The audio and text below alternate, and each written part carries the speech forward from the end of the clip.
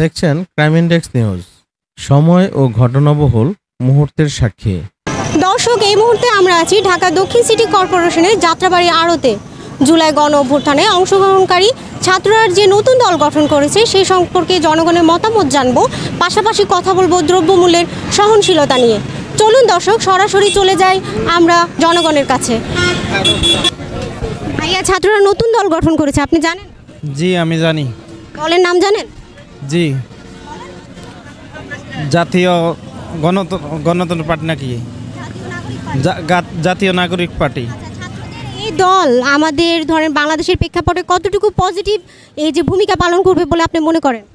আমি আশা রাখি যে ভালোই ভূমিকা পালন করব, কারণ আমাদের এর আগে তো আমাদের দেশে অনেক সরকারে আসছে, অনেক সরকারে দেশ চালাইছে, ওগুলো তো আমরা দেখছি। কিন্তু বর্তমানে ছাত্ররা চালাক, আমরা সমর্থন করি। সমর্থন করছেন? জি। ছাত্ররা কি আপনাদের আশা আকাঙ্ক্ষা পূরণ করতে পারবে জনগণের? ইনশাল্লাহ, অবশ্যই পারবো। আচ্ছা, ছাত্র জনতার মধ্যে কাকে আপনার সবচেয়ে বেশি ভালো লাগে? ছাত্র জনতার সামনে নাইম ইসলাম, এরপর আরেকজন আছে আপনার নাহিদ ইসলাম, একজন আছে, আরেকজন আছে আপনার আমার নাম পুরো মনে নাই। সারজি সালামকে কেমন লাগে? সালাম ভালোই, খারাপ না। যে কজন আছে ভালোই আছে, খারাপ না। আচ্ছা, দ্রব্যমূল্য কি জাতীয় নাগরিক পার্টি আচ্ছা এবং বাংলাদেশের প্রেক্ষাপটে কি পজিটিভ ভূমিকা পালন করবে না নেগেটিভ?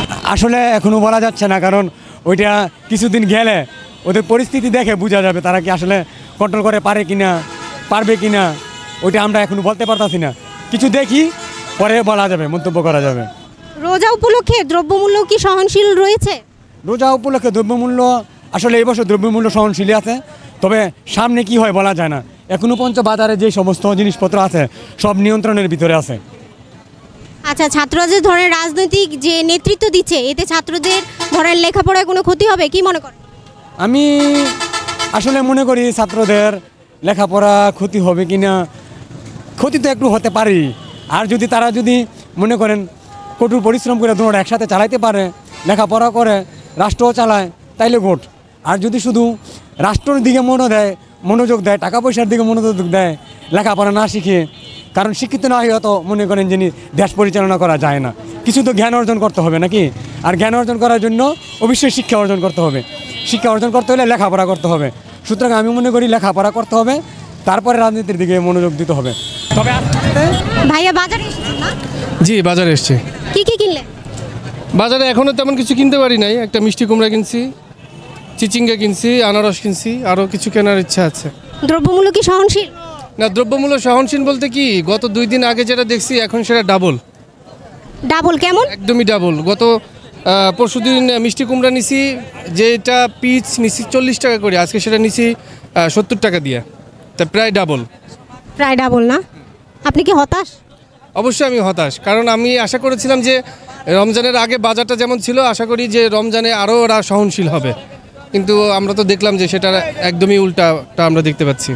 এখন কি আপনি হতাশ না অন্তর্বর্তী সরকারের জন্য হতাশ, কোনটা? এখন অন্তর্বর্তী সরকারের বিভিন্ন কাজ নিয়ে তো আমাদের আসলে প্রশ্ন অবশ্যই আছে, কিন্তু আমি আসলে এইসব পলিটিক্যাল বিষয়ে তেমন একটা কথা বলতে চাই না।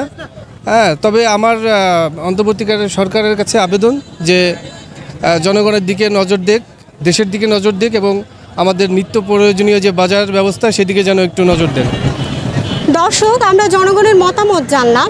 আমরা আশা করছি জাতীয় নাগরিক পার্টি জনগণের আশা আকাঙ্ক্ষা পূরণ করবে এবং সুখী ও সমৃদ্ধি বাংলাদেশ গড়ে তোলার জন্য প্রতিশ্রুতিবদ্ধ থাকবে। ক্রাইম ইনডেক্স নিউজ, সালমা করিম, যাত্রাবাড়ি, ঢাকা। দেখছেন ক্রাইম ইনডেক্স নিউজ, সময় ও ঘটনাবহুল মুহূর্তের সাক্ষী।